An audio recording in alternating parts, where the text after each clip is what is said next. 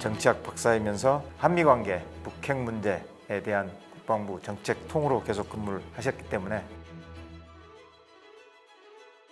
그때 한 6척의 일본 항공모함이 한 400대 정도의 항공기를 기습 공격을 해서 미국의 태평양 함대를 일거에 정말 마비시키는 큰 기록을 세웠죠.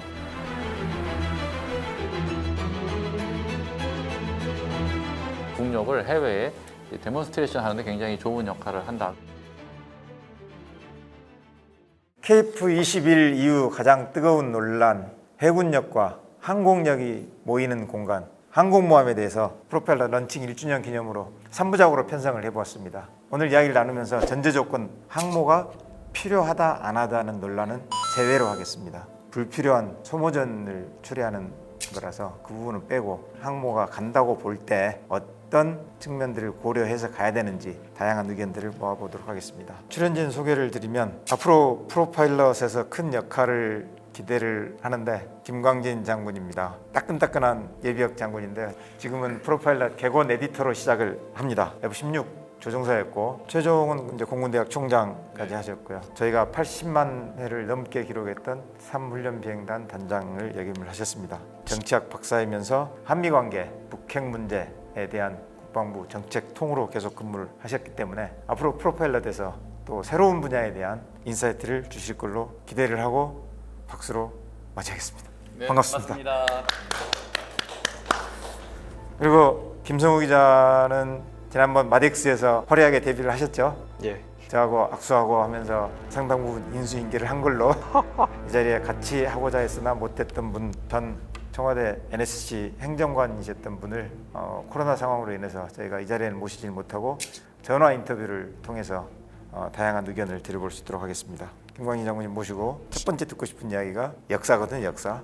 네. 항공모함이 전쟁에서 어떤 역할을 하고 2차 대전에서 그 역사를 좀 설명을 좀 해주시죠. 20세기 초에 항공모함이라는 것이 이제 역사상 처음 등장한 걸로 보여집니다. 해군에서 바라보는 것은 이제 먼 바다에 있는 적의 함대를 빨리 찾는 게 굉장히 큰 목표였기 때문에 항공기가 일단 거기에 굉장히 도움이 됐었습니다. 그래서 항공기를 이륙시킬 수 있는 함정, 한 발 더 나가서 항공기를 착륙까지 시킬 수 있는 갑판을 갖는 함정. 그러다 보니 이제 항공모함이 나왔고, 그 항공모함은 그런 의미에서는 이 항공력의 발전하고 같이 궤를 같이 한다, 이렇게 말씀을 드릴 수 있을 것 같습니다. 근데 사실 이 항공모함의 역사가 가장 빛이 난 것은 2차 세계대전으로 보여집니다. 2차 세계대전 이전에는 특별히 몇 개 나라만 좀 항공모함에 좀 집중을 했어요. 그 대표적인 경우가 일본, 그 다음에 영국, 미국. 2차 세계대전이 딱 벌어지고 나니까 주로 전장이 대서양과 태평양에서 해군 전쟁이 벌어졌는데,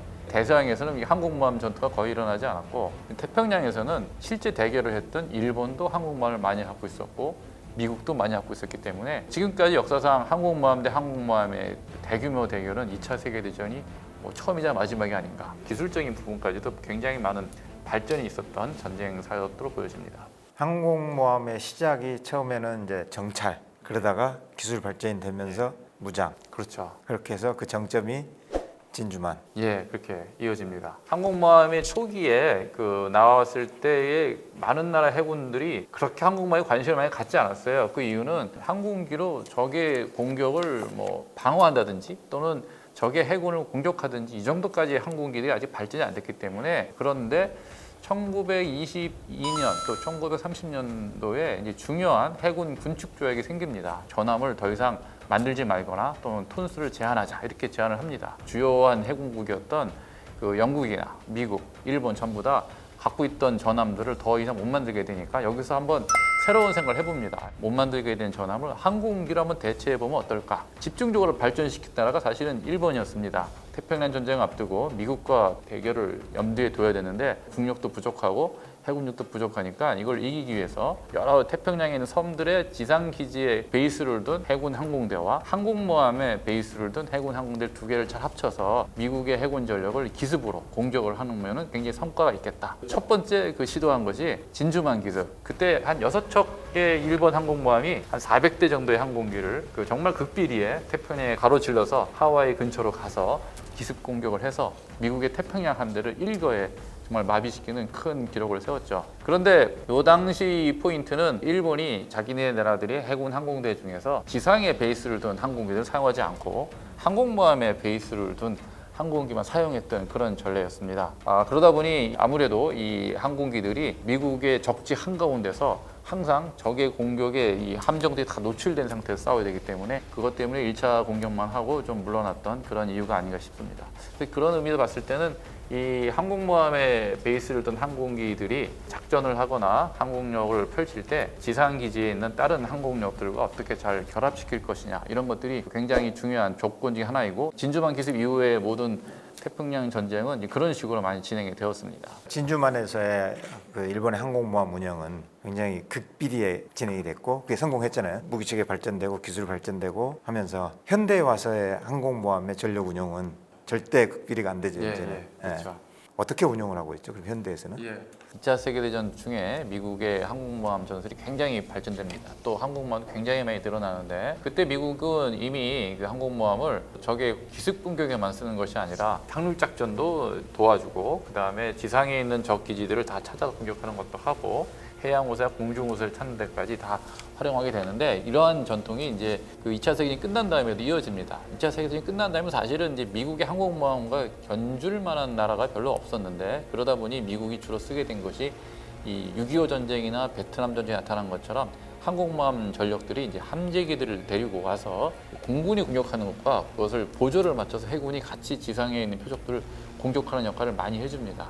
해상에 있는 화력을 이제 지상으로 투사하는 역할, 이것이 항공모함이 주 역할을 했던 거였죠. 이런 전통은 사실은 1991년 걸프전이나 뭐 2003년 이라크전까지도 계속 이어지는데 재미있는 것은 이제 과학기술이 발전하다 보니까 한 21세기 넘어가면서부터는 정밀, 장거리 미사일들이 이제 해군에서 많이 쓰게 됩니다. 미국이 쓰는 토마호크처럼 이라크 전쟁쯤 되면은 이 과연 항공모함에서 보내는 함재기로 공격하는 게 효율적이냐 아니면 해군에서 이런 토마호크와 같은 장거리 정밀 미사일로 공격하는 게 효율적이냐 이런 논쟁이 붙을 정도로 항공모함에 대한 역할이 조금 이제 새로운 역할을 모색게 되는 게 아니냐 이런 얘기가 많이 나오고 있었죠. 그 영국이나 스페인, 프랑스 같은 나라들이 이제 항공모함을 갖추고 운영을 해왔습니다. 이 나라들이 지금까지도 항공모함을 운영하는 여러 가지 이유 중에 하나는 자기의 식민지였던 국가와 지금도 굉장히 밀접한 관계를 국제적으로 가지고 있습니다. 그런 나라들에서 뭔가 분쟁이 발생하거나 그 나라들이 위협을 받거나 할 때는 그쪽으로 자기 군사력을 보내서 어떤 자기 견제로서도 어떤 역할을 하고자 하는 생각을 많이 하는데 그런 의미에서 국력을 해외에 데몬스트레이션 하는데 굉장히 좋은 역할을 한다. 그 다음에 최근에는 아무래도 이 항공모함이 돈이 많이 드는 전력이다 보니까 나머지 유럽 국가들은 강한 미국과 좀 같이 협력을 한다거나 연합을 해서 그 항공모함들을 다국적 작전의 일환으로 좀 쓰는 경향 이런 것들이 많이 일어나고 있는 걸로 보여집니다. 자, 경항모 사업이 추진되고 있는데 이 사업이 언제부터 어떻게 시작됐는지 김성우 기자가 설명을 먼저 한번 해주시죠. 항공모함 같은 경우는 어떻게 보면은 우리 해군의 수건 사업이었다라고 볼 수 있을 것 같은데요. 김영삼 정부 당시에 그 일본의 독도 도발이 있었습니다. 그래서 당시에 일본의 외무상이었던 이케다 유키히코라는 사람이 독도는 국제법상 일본의 영토의 일부다 뭐 이런 얘기를 해가지고 한번 난리가 난 적이 있는데 그래서 그 김영삼 정부에서 항공모함 도입을 시도를 했습니다. 왜냐면은 당시에 우리나라에서 해군력을 갖다가 전력을 매겨보니까 해상자위대 전력의 10% 수준밖에 되지 않는다 이런 얘기가 나왔고 그런 차원에서 그 간격을 메꾸기 위해서 항공모함 도입을 추진을 했던 거고요. 그 국방부랑 합참해서 반대를 하면서 당시에는 도입이 되지 않았고요. 본격적으로 경항모 도입이 시작이 된 거는 문재인 정부 들어서인데요. 지난해 있었던 국방중기계획 여기서 경항공모함을 도입하겠다 이런 내용이 들어갔고 확정이 됐습니다. 현재는 지금 경항모함 도입을 위한 작업이 진행되고 있는데요. 국방부에서는 그 연구 용역을 진행하고 있습니다. 늦으면 올해 10월께 최종 보고회가 있을 예정이고 그리고 기재부는 사업 타당성 조사 진행하고 있는데 8월 말 정도에 그 결과가 나온다고 하더라고요. 2024 중기계획까지는 LPX-2 사업, 대형 수송함 사업이었다가 2125 중기계획으로 넘어오면서 경항모 어떻게 진행이 될지 기대가 되는데 이제 그렇게 갖게 된 항공모함을 어떻게 쓸 것인가 여기에 대해서는 여러 가지 이 방법이 있을 것 같고요. 그 중에 하나가 이제 한미 동맹에 대한 관점에서 미국과 같이 어떻게 협력하는 부분을 쓸 것인가 이런 부분이 분명히 나올 걸로 보여집니다. 특히 이 항공모함이라는 것은 작전을 하기 위해서는 이것을 서포트해 줄 수 있는 여러 수상 또는 잠수함 전력 이런 것들이 따라가줘야 되는데 특히 우리나라나 또 유럽 국가도 마찬가지인데 단독으로 그렇게 항공모함을 서포트할 수 있는 전력을 다 갖추기 힘들기 때문에 그런 부분에서 미국과 손을 잡을 수밖에 없는 그런 상황이 생길 거고 그러다 보면 이제 미국과 공동의 일을 무엇을 할 것인가 이런 걸 논의할 때가 될 거고 그렇게 되면 또 미국의 협력 상대가 우리 특히 이 동북아시아는 우리만 있는 것이 아니라 일본도 있는데 그 일본과의 관계는 어떻게 설정할 것인가 이런 것들이 좀 우리가 고민해야 될 부분이 생각이 듭니다. 그 중에 뭐 카가 이즈모 두 가지가 이제 주로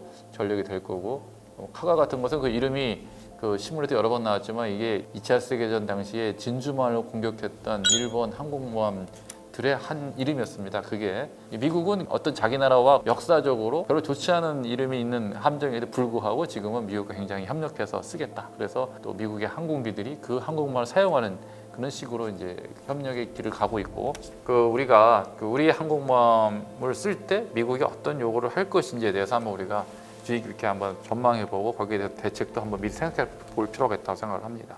가위바위보도 이겨야 되는 일본 뭐 이런 쪽으로 접근할 필요는 없다라는. 예, 그것은 이제 우리가 이제 생각을 정리할 필요가 있는데 일단 미국은 아마도 이제 한국과 일본의 전력을 같이 좀 묶어서 쓰려는 생각을 많이 할 거고 그런 것을 우리한테 요구할 것이고 거기에 대해서 우리가 이제 어떤 식으로 이제 대처할 것인가를 한번 우리가 지혜롭게 좀 생각해야 될 때가 아닌가 생각이 듭니다. 미국은 한미일 공조라는 것을 굉장히 오랫동안 강조했고 한일 협력까지는 굉장히 힘들더라도 우리 반일 정서 때문에 한미일 공조까지는 한번 해볼 만하지 않겠는가 하는 생각을 많이 해봅니다. 프랑스나 미국, 영국 이런 강대국들도 항공모함을 갖고 있지만 조금 예외적인 국가가 두 개가 있었는데 인도랑 태국도 갖고 있더라고요. 이 두 나라 같은 경우는 이렇게 한 대씩 갖고 있는 걸로 나오던데 이 나라들이 이렇게 항공모함을 보유하고 있는 이유라든지 아니면 어떻게 쓰는지도 좀 궁금해요. 인도와 특히 태국 같은 경우는 항공모함을 갖고 있었던 것 중에 중요한 이유가 그 주변 국가들을 대해서 그 국가적 위신을 좀 올리기 위한 것이 좀 컸던 것 같고 대표적인 경우가 이제 태국 같은 경우인데 전쟁에 참전한다거나 먼 바다를 보낸 적이 별로 없고 갖고 있다는 자체에 좀 포커스를 둔 것이 아닌가. 대신에 이제 그렇게 운영했던 나라들 치고 항공모함을 좀 오래 쓴다거나 또는 계속 개량해 쓴다거나 하는 경우가 없고 좀 그 항공모함들은 이제 그 수명이 다 되면은 그 다음 목적을 못 찾고 좀 역사가 끝나버리는 그런 경우가 있었던 것 같습니다. 마덱스 때 인터뷰하셨던 영국 함대사령관 기억 남는 게 항모의 크기, 경항모, 중형항모 이게 중요한 게 아니고 항모를 왜 보유하느냐 목적에 따라서 항모를 결정해야 된다라는 그 말이 울림이 있게 와 닿았거든요. 인도나 태국 사실 인도는 조금 다를 수도 있는데 그런 나라가 굳이 정말 비싼 돈을 들여가면서 항모를 보유하는 거에 대한 의문부는 분명히 있는 거고 거기에 비하면 우리는 좀 많이 상황이 다른 거니까 지금까지 이제 경항공모함 사업에 대한 추진 경과 항공모함에 대한 역사 이야기를 들어봤고요. 이어서는 군에서 생각하는 항공모함에 대해서 살펴보도록 하겠습니다. 이 책이 저녁 기념 작품인가요? 네, 마침 저녁일 날 맞춰서 제가 7월 30일 저녁인데 7월 28일 날 출간이 됐습니다. 아래쪽이 빨간 이유가 지금 뜨끈뜨끈해가지고 책 소개를 간단하게 먼저 한번 해주시죠. 저자 직강으로 책 소개를 좀. 제가 제복과의 대화라고 이름을 붙였는데 이 전쟁이나 국가 정책에 중요한 역할을 해야 되는 민간 지도자들이 서로 어떻게 대화를 해야 되는가 그런 관계를 이제 쓴 것입니다. 저는 저 책 한번 읽어봤는데 되게 재밌게 얘기가 술술 써 있어가지고 이게 이 행간이 넓어서 그런 건가요? 행간이 넓어서 행간의 숨은 뜻을 생각하면서 이렇게 쭉 진도 나가기 괜찮은 것 같아요. 굉장히 깊은 의도가 있는 책인 것 같고 앞으로 메인 진행을 하셔야 될 분이기 때문에 세워놓을게요. 됐어요. 오케이. 잘 나오죠.